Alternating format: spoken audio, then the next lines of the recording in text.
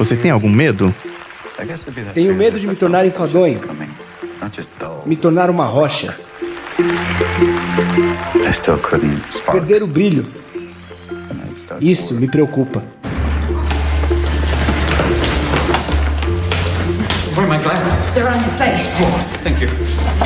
O que faz para se manter fresco, não surtar? É uma luta sem fim. Esse é um trecho do documentário Robbie Williams, Entra na Minha Mente. Minha lembrança de Robbie Williams é de ver a senhora Doubtfire em uma babá quase perfeita. Me lembro de sua voz afetada, a peruca falsa e as roupas típicas de uma senhora de meia idade. Doubtfire. Como é que é? Doubtfire, querida. Senhora Doubtfire. Estou ansiosa para vê-la. Oh, que ótimo, querida. Eu também. Eu só tinha 6 anos quando o filme foi lançado. E me lembro da alegria que esse ator transmitia. E mesmo sendo uma criança, o que me tocava mesmo era a história de amor de um pai que queria ficar perto dos seus filhos a qualquer custo. E essa é a minha lembrança mais antiga e uma das mais carinhosas do ator. A morte do ator chocou o mundo, pois ainda nos acostumamos a associar sucesso à felicidade. Por essa lógica, como um ator cheio de prêmios e realizações poderia estar vivendo a angústia de ter um transtorno mental? Carl Jung, em Civilização em Transição, diz: uma neurose não é uma desgraça, não é algo fatal, mas fica pior à medida que o indivíduo está determinado a ignorá-la. Olhando para a trajetória de Robin Williams, podemos não apenas olhar para suas brilhantes realizações, mas empatizar com o que conecta a todos nós como seres humanos: a dor. Hoje vamos navegar do riso ao pranto na trajetória de Robin Williams, com a dubiedade de uma profissão que tem que fazer rir, mesmo que o próprio ator não esteja rindo. Eu sou o Vinícius Vitória e esse é o podcast Fatos, onde discutimos temas diversos a partir da narrativa de personalidades. No segundo episódio da volta do podcast Fatos, nós não acabamos, viu? Ainda temos muito o que contar. E hoje, Rafael Martinelli irá nos trazer a história de Robin Williams, o homem que chorou de tanto rir.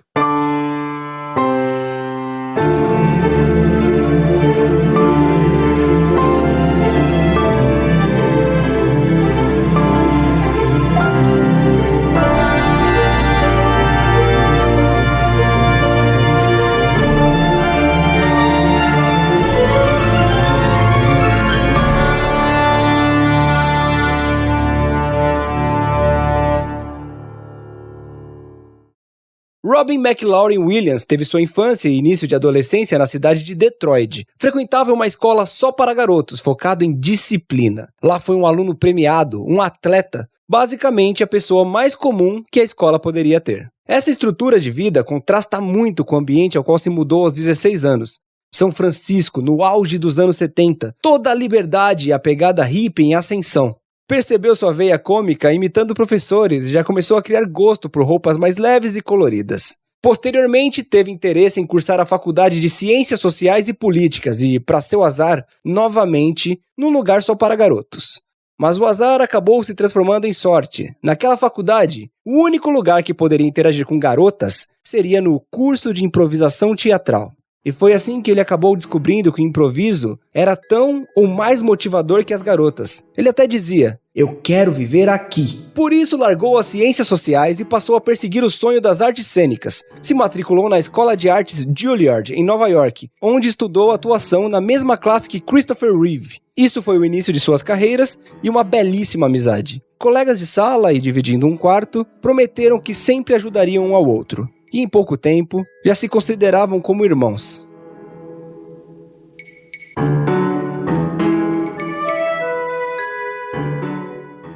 Vinny, there it is over there. Let's go get it. The thing starts going.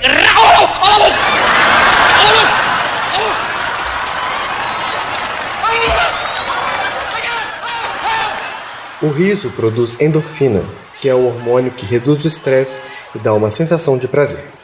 O corpo quimicamente reage e quer mais. O sorriso é contagiante. Eu sorrir pode servir para que faça outra pessoa sorrir. E eu, ao ver a pessoa sorrindo, posso sorrir ainda mais. Fazer graça é uma delícia para o ego, para o corpo e para a mente. Esse é o egoísmo do riso. Get rid of the life support system, that's what I say. Every time you need a dick, just pop it in. It starts to soften, put it back in the icebox. Rir e fazer rir é uma relação exponencial. Todos que cruzavam o caminho de Williams admiravam sua potência e energia. Um homem com uma habilidade sem igual de criar piadas a partir do nada e numa velocidade alucinante. Poderíamos dizer que Robin era viciado no riso. Cada pessoa, objeto ou situação, por mais cotidiano que fosse, era uma oportunidade de cena de improviso. I don't know, it's interesting. It was very strange. My son saw me dressed up as Mrs. Doubtfire, and he's 2, and for a brief moment he went, Dad's got tits. Uma boa gargalhada movimenta mais de 20 músculos no rosto. What a world! He is 2 years old. He is 2 years old. I don't know what it is, but you know, the strange and wonderful... Oh, sorry. E esses músculos, Robin Williams tinha trabalhado mais que qualquer halterofilista. Ele era o The Rock do sorriso. Flexão de boca, contorcionismo de caretas, língua tonificada. Suas loucuras preenchiam o ambiente, se misturando com a gargalhada dos espectadores. É uma epidemia, quase incontrolável. A pessoa que não risse só tornava maior o desafio, e o Williams jamais desistia. Até o deboche era uma arma. Vi um show dele que ele ficou tão incrédulo com um homem assistindo ao fundo que não ria de nada, que ele fez a plateia toda rezar junto para que aquele homem morresse ali mesmo. Ele iniciou sua carreira em teatros e casas de humor, mas foi fazendo piadas na rua e passando o chapéu que chamou a atenção do homem do canal ABC, que era responsável pelo elenco de um sitcom. "Está querendo contratar um cara que passa chapéu na rua para aparecer na TV em horário nobre?" disse o diretor. "Sim, mas é um chapéu bem cheio." Foi a resposta que garantiu a Robin uma pontinha na série Happy Days. Uma participação que trouxe alguns minutos de aplauso em pé da plateia e, posteriormente, por causa dessa personagem, Mork, o extraterrestre, ganhou protagonismo ao lado de Pamela Dauber na série Mork e Mindy. O humor físico improvisado de Robin virou uma grande característica da série. Era tão descontrolado que o padrão de 3 câmeras não era o suficiente para captar suas brincadeiras, deixando escapar das lentes diversas pérolas humorísticas. Os cameramans diziam: "Se ele é tão gênio quanto dizem, ele deveria ser capaz de respeitar as marcas." Mas o diretor resolveu arriscar um pouco mais e contratar uma câmera extra, segurada na mão, apenas para acompanhar Robin em seus devaneios. E foi uma aposta que deu muito certo. Tão certo que hoje o padrão para esse tipo de produção mudou de 3 para 4 câmeras. E foi aí que Robin estourou em popularidade. I know. Kimasabi, something strange over there. I know, Tonto. 500 people tied up with dental floss. Help me, Master! Help me, Lone Ranger. Where'd you get that ugly engine? Why are they not dead, that Meshuggah? Look behind you! Hey, la bulela! ¡Vámonos, Meshuggah! ¡Delando, ele! ¡Hazle pues! ¡Calevando! I don't have to show you no stinking badges. Arr, would be... Wrong game. Well, whoops.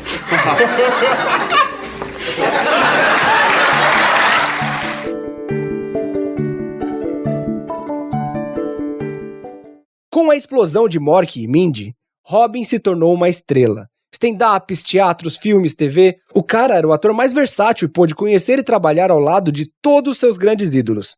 E digo mais, os que ele tinha como ídolos, o viam como ídolos também. Era uma admiração recíproca.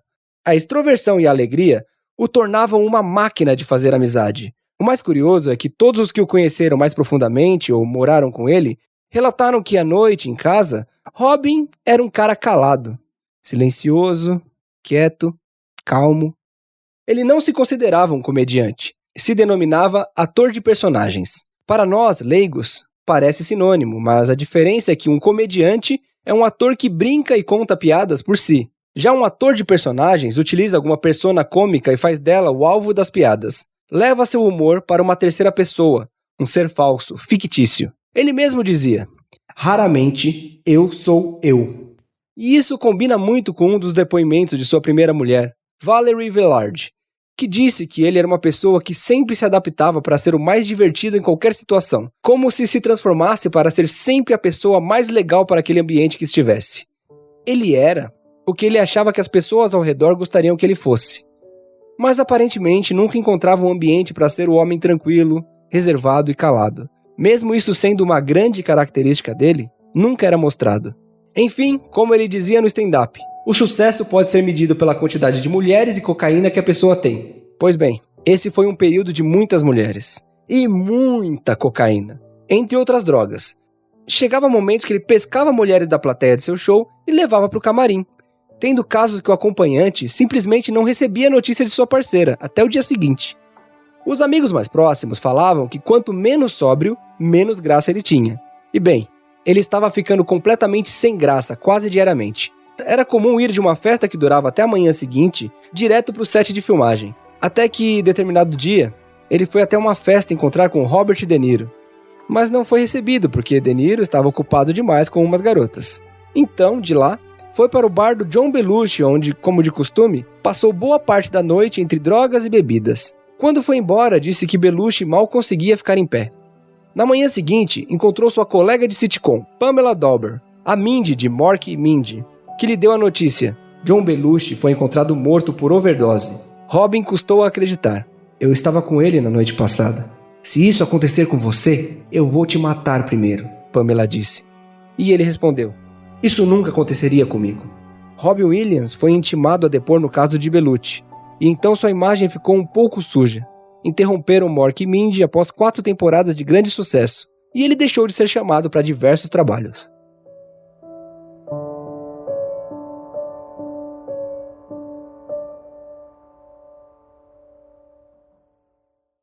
Um riso, mesmo que falso, pode provocar no outro o mesmo que um riso verdadeiro.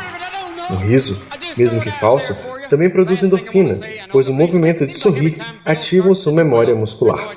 Peço licença agora para eu, o narrador, me apresentar um pouco melhor. Como disse no início, sou Rafinha Martinelli. Por muitos anos, estudei e trabalhei como palhaço. O principal foco da minha pesquisa era ser palhaço em hospital. Uma arte e ofício que podemos dizer que teve seu início a partir de um homem chamado Patch Adams. Ele foi possivelmente a primeira pessoa a defender e batalhar a presença do palhaço como ferramenta para o tratamento de pessoas doentes, argumentando que a saúde mental e o humor influenciam diretamente no processo de cura do paciente. Se você trata uma doença, você perde ou você ganha. Se você trata uma pessoa, você ganha. Não importa o resultado. Essa é uma frase do filme Patch Adams, O Amor é Contagioso, onde Robin interpreta o palhaço Patch Adams. Apesar de ser um filme, as crianças com quem Robin contracenava eram pacientes hospitalizados de verdade. O hospital é um palco horrível de se trabalhar. As pessoas que estão lá não estão bem, o ambiente é sensível, é necessário ter cuidado com tudo. Eu, enquanto palhaço de hospital, precisei tratar com humor situações muito adversas. Passei por inúmeras experiências. Às vezes, você simplesmente faz companhia e anima um paciente solitário. Ou então você brinca com um bebê enquanto o enfermeiro lhe aplica uma injeção. Mas, em outros momentos, você tem que distrair uma criança de 4 ou 5 anos que está dividindo o leito com outra criança que está tendo uma parada cardíaca. Como você acha que fica a cabeça de quem está tentando provocar riso, sabendo que ao lado uma pessoa está prestes a morrer? Você ali, chamando a atenção de uma criança de um lado, enquanto do lado oposto, uma equipe médica tenta ressuscitar outra. O que é ético nessa situação?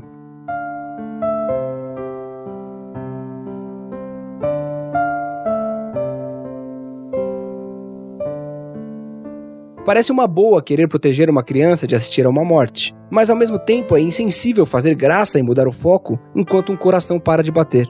Não existe uma resposta simples ou certa, mas no improviso, a decisão precisa ser tomada em um fragmento de segundo. Missão cumprida. A criança estava tão engajada no mundo imaginário que nem ao menos percebeu que uma pessoa foi levada para fora do seu quarto sem vida. O palhaço, confiando no sorriso pintado no rosto, faz sua última piada e se retira ao som de risos. Encosta a porta, passa pelos corredores brincando com todos que cruzam seu caminho. Faz uma retirada estratégica até as escadas de incêndio e, ali, agora sozinho, chora. A maquiagem toda borrada colore o chão junto às lágrimas. O nariz de borracha sibila o ar pesado que passa pela máscara. O palhaço está orgulhoso de ter executado um bom trabalho. Já o ator, por sua vez, ali dentro, está em frangalhos. Existe um chorar de tanto rir, mas também existe um rir para não chorar, que pode acabar cobrando seu preço mais tarde. Por isso entendo por que Robin Williams era tão animado na frente dos outros, mas calado e sutil quando sozinho. É esperado do palhaço que seja engraçado. Essa é a função social dele. Quando alguém vê um humorista, a pessoa já se prepara para rir. Ninguém está preocupado se ele está bem, se os boletos estão pagos, se ele brigou com o namorado, isso pouco importa. Se o palhaço diz, olá, como vai você? A frase mais comum de se ouvir em resposta é: conta uma piada aí. Muito raramente dizem: bem, e você, como vai? E isso não é uma exclusividade do palhaço. Temos uma rotina impessoal. Você vai no mercado e o diálogo entre seres humanos é: CPF na nota? Não. Pip, pip, pip. Débito ou crédito? Crédito. Fim da interação. Na real, o palhaço no hospital busca trazer humanização. Toda a equipe hospitalar é condicionada a tratar pacientes de maneira impessoal. É até um mecanismo de autopreservação tentar não criar muito vínculo com quem você sabe que corre o risco de não estar mais ali amanhã. Eu lembro bem de um dia que uma enfermeira me disse: a paciente desse quarto aqui está chateadinha, porque teve que amputar a perna. E eu, palhaço, respondi: chateadinha? Chateado eu fico quando eu bato o dedo na quina ou quando a bolacha que eu pego no pacote vem sem recheio. Se me arrancam a perna, eu ficaria puto. Isso ajuda a lembrar que por mais que a enfermeira já viu 1000 pernas terem sido amputadas, cada paciente teve sua perna amputada só uma vez. Tá bom, no máximo 2, mas não tem como se acostumar com isso com facilidade. E o contrário também acontece. O técnico que troca a fralda e dá banho em um paciente é tratado como uma máquina, mal recebe um muito obrigado. Por isso é importante colocar a médica e toda a equipe para brincar e cantar com os pacientes e acompanhantes. Lembrar que todos ali são humanos. A arte é uma coisa fantástica.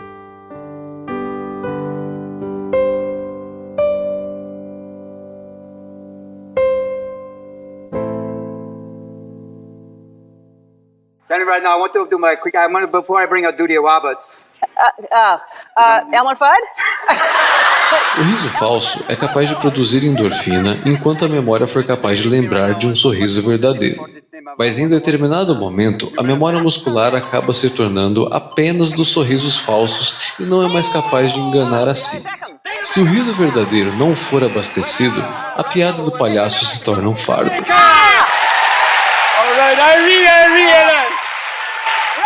A overdose de John Belushi foi um incentivo que faltava para o Robin abrir os olhos e deixar para trás o modo de vida autodestrutivo que levava.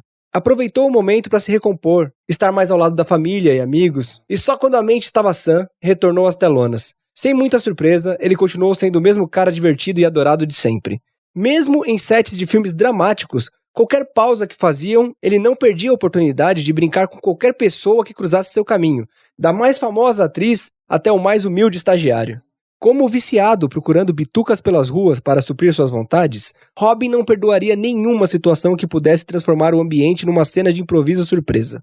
E logo quando Robin estava conseguindo se recuperar, seu irmão por consideração e então padrinho de seu filho, Christopher Reeve, no auge de sua carreira, conhecido principalmente pelo papel como Superman nos anos 80, sofreu um acidente a cavalo. Dr. John Jane says that Reeve will undergo an operation on Monday to fuse his 2 upper vertebrae.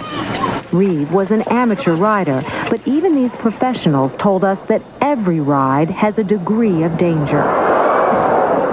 When this horse balked at a jump last night, Christopher precisou ser levado com urgência para fazer algumas cirurgias. Suas chances eram de 50%, na melhor das hipóteses. E antes de entrar na sala de cirurgia, um médico com um forte sotaque russo invadiu seu quarto dizendo que teria que fazer um exame retal no ator. Christopher reconheceu o homem por trás do médico disfarçado. Aquela visita médica foi a maneira de Robin dizer ao amigo que estava ali para ele, para tudo que precisasse. Yeah, he was they'd just taken him off, the heavy sedation, and I think he was just coming back. And I came in and as a Russian, I think I was either the Russian gynecologist or a Russian proctologist.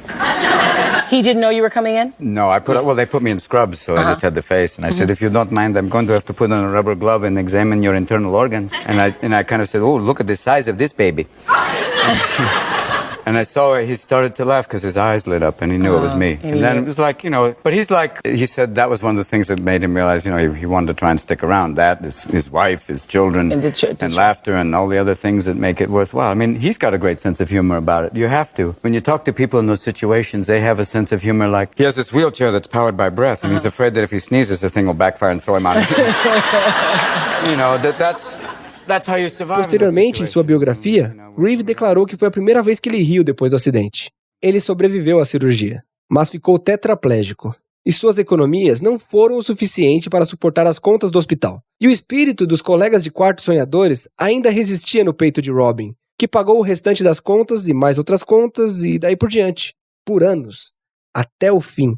Foram mais de 10 anos em que, mesmo tetraplégico, pôde contar com ajuda financeira, com amor e humor do seu amigo. And I just want to thank also a very, very special person tonight. I dedicate this award to a memory of a friend of mine. Chris Reeve, I miss you.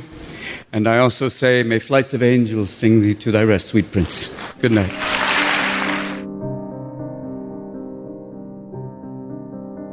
Até mesmo após sua ida, o suporte à família Reeves permaneceu constante. E mais pra frente, quando o garoto Will Reeves ficou órfão, Robin Williams oficialmente o adotou. Will Reeves, filho de Christopher, após a despedida de seu pai e as boas-vindas à nova família, uma vez disse: "Eu era uma criança e queria desistir de tudo." Robin sempre continuou. Primeiro como Mork, depois como Peter Pan, depois como gênio, mas sempre, infalivelmente, como Robin. O homem doce e gentil que amava meu pai e sua família com tanta força que ele faria qualquer coisa para nos fazer felizes. Lutando contra todas as tragédias, Robin Williams retorna aos palcos para lutar contra o drama usando seu humor. Suas cenas de stand-up, sempre carregadas de sua própria realidade, ganharam então novos temas, incluindo suas experiências com drogas, bebidas e afins. É mais barato que terapia, pelo menos era isso que ele falava. Robin tratava um teatro com milhares de pessoas como um confessionário, e através de sua arte e riso, revelava sua percepção e vivência desse universo. Convidava a plateia a rir de sua própria desgraça. Nessa época já estava em seu terceiro casamento e parecia estar numa constante recuperação. Eu fui a uma consulta e o médico me disse: Robin, as drogas podem te matar. E aos meus 58 anos ele disse: Robin, você precisa de drogas para viver. Agora o médico é meu traficante. Nas histórias em quadrinhos de Watchmen, uma das personagens de Alan Moore conta a seguinte piada. Uma vez, um homem foi ao médico e disse que estava deprimido. Disse que a vida parecia dura e cruel. Contou que se sentia só num mundo ameaçador, onde o que se anunciava era vago e incerto. E é isso que o médico disse. O tratamento é simples. O grande palhaço Pagliatti está na cidade. Assista ao espetáculo, isso deve animá-lo. O homem se desfaz em lágrimas e diz: Mas doutor, eu sou o Pagliatti. Robin se permitia esconder a si mesmo por trás de personagens, fazendo de sua própria realidade uma ficção. As personagens não possuem tantas complexidades e dores. O fato é que fez de si uma personagem. Todas as entrevistas que vi com ele, sem exceção, ele se colocava como uma pessoa acima das mazelas da vida. É como se Robin usasse um nariz vermelho imaginário sempre que estivesse em público. Mas, como o Pagliatti, ou o palhaço chorando naquela escada de incêndio, Robin vivia por trás do sorriso grandes problemas na vida. Cada dia uma surpresa diferente, passando por depressão, ansiedade, paranoia, alucinações, começou a desenvolver Parkinson. Isso intercalado entre dias comuns onde tudo estava muito bem. Ele então foi diagnosticado com demência corporal de Lewy. Os sintomas são diversos, como os já citados: alucinações, deficiência cognitiva, atenção flutuante, depressão, apatia. A esposa, Susan Schneider, relatou: parecia estar em marcha lenta, embaralhado. Ele odiava quando não encontrava as palavras que queria nas conversas. Mesmo exausto, ele sofria de uma insônia terrível. Às vezes ficava preso numa posição como se congelado, incapaz de se mover. Ficava frustrado quando saía disso, uma confusão crescente. Ele, que era rápido e afiado nas piadas, começou a perder agilidade no improviso, ficando olhando para o nada, distraído. Era tão acostumado a propositalmente viver na ficção, mas começou a perder o senso da realidade. O homem que era movimentado ao riso alheio começa a sofrer com apatia. Na noite de 10 de agosto de 2014, Robin estava tranquilo.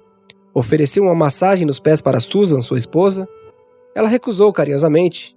Eles dormiam em quartos separados porque Robin tinha muita dificuldade em dormir e dores no corpo, então preferia manter um espaço para si. Robin já iria para a cama. Good night, my love. Boa noite, meu amor, foi o que ele disse. Ela respondeu o mesmo. Na manhã seguinte, Susan saiu para o trabalho com a sensação de que Robin estava melhorando, que estava são, feliz. Aparentemente, os remédios estavam funcionando, e ele finalmente conseguiu dormir. Por isso, ela nem o acordou. Por volta das 11 horas, que é um horário muito depois do que ele costumava acordar, sua assistente estranhou ele ainda não ter saído do quarto. Passou uma nota por debaixo da porta perguntando se estava tudo bem. Sem resposta. Poucos minutos depois, então, ela conseguiu abrir a porta usando um grampo de cabelo e constatou que ele cometeu suicídio.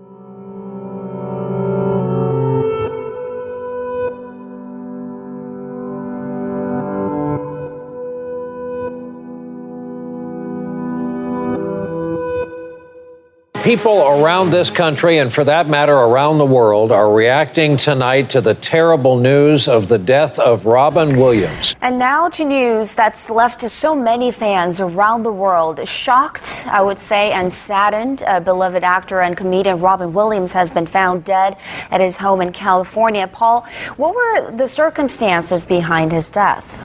The actor was found dead at his home in California yesterday. Police say they suspect it was suicide. Of such a great man, and he was also a friend, and I admired him, and he's a legend. It's unbelievable. On Twitter, his friend Kevin Spacey.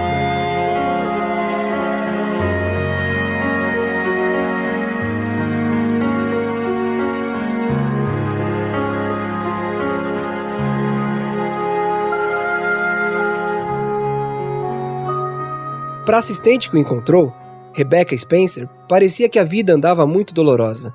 Tudo que descreviam que pode acontecer com essa condição, as alucinações, as imagens, o terror, imagina isso acontecendo na velocidade do seu humor, ou ainda mais rápido.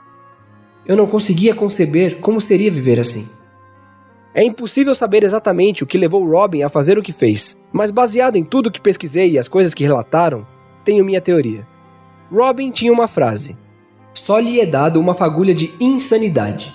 Você não pode perdê-la. Pois bem, Robin finalmente teve um momento de sanidade, sua própria normalidade, da sensação de como a vida seria se ele não tivesse acometido daquelas condições.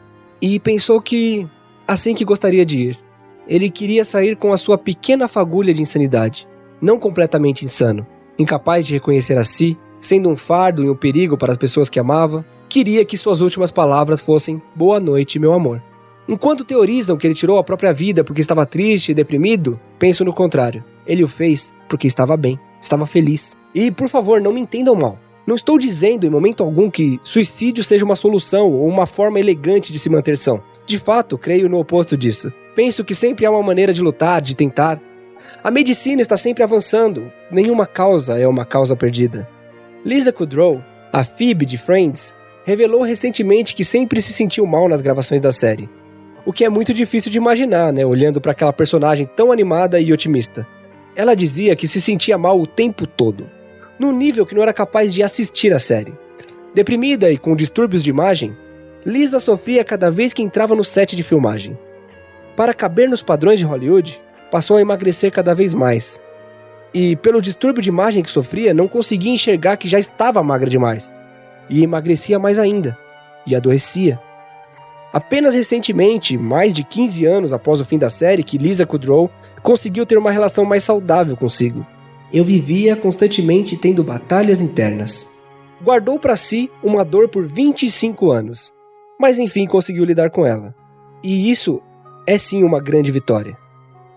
No início desse podcast, citei uma frase de Robin Williams: tenho medo de me tornar enfadonho, me tornar uma rocha. Enfadonho, ele nunca foi. Mas o medo de se tornar uma rocha o deixou duro. Em relação aos próprios sentimentos, ele foi uma rocha. E isso que mais me impactou nessa história. Senti a importância que temos de nos expressar. Nenhum sentimento se resolve ficando escondido para sempre. Pense que algumas sensações que são pesadas demais para se carregar sozinho, talvez seja mais fácil de carregar dividindo com alguém. Às vezes amamos tanto uma pessoa que tentamos esconder pensamentos ruins porque queremos protegê-la. Mas não percebemos que essa pessoa pode ser alguém que nos ama tanto que está disposta a viver essa luta ao nosso lado. E também podemos contar com profissionais que podem nos ajudar de uma maneira mais técnica, sem perder a ternura. Psicólogo, psiquiatras, médicos. Parece bobeira, mas sei de muitas vidas que foram salvas desabafando com um amigo, ou até mesmo ligando gratuitamente para o número 188, que é o CVV, o Centro de Valorização da Vida.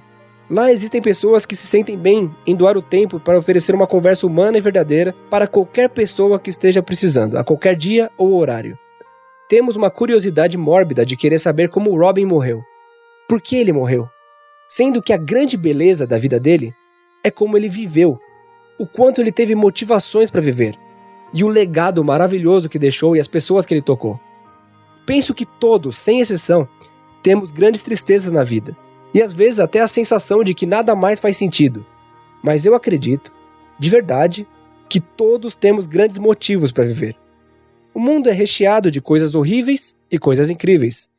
E você mesmo, que me escuta nesse exato momento, você também é uma pessoa incrível, e o mundo é um lugar melhor pelo simples fato de você estar nele. Não acredita?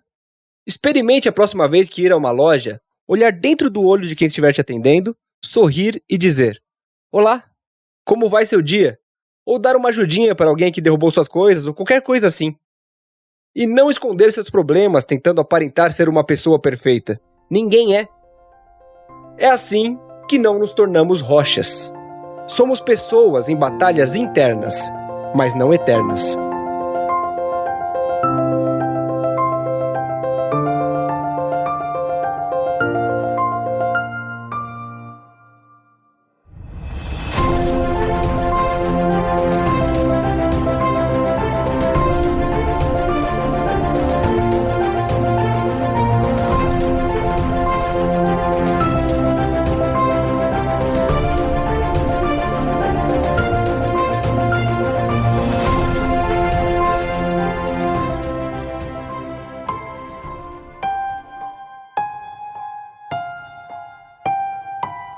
Esse foi o podcast Fatos, onde discutiremos temas diversos a partir da narrativa de personalidades, acompanhando sua trajetória. Olhar o passado em relação ao presente para ponderar sobre o futuro. Esse podcast usa áudios e arquivos da 5 News, Arirang News, NBC News, Live from America, Awards Show Network, OWN, 20th Century Fox, Universal Pictures e CBS. A trilha sonora desse podcast é da Storyblocks. Algumas das fontes usadas neste episódio foram tiradas do documentário Robin Williams Entra na Minha Mente. Aliás, ele é um ótimo complemento a este podcast, então recomendo muito assistir esse documentário. Eu sou Vinícius Vitória e produzi, corroteirizei e editei esse episódio.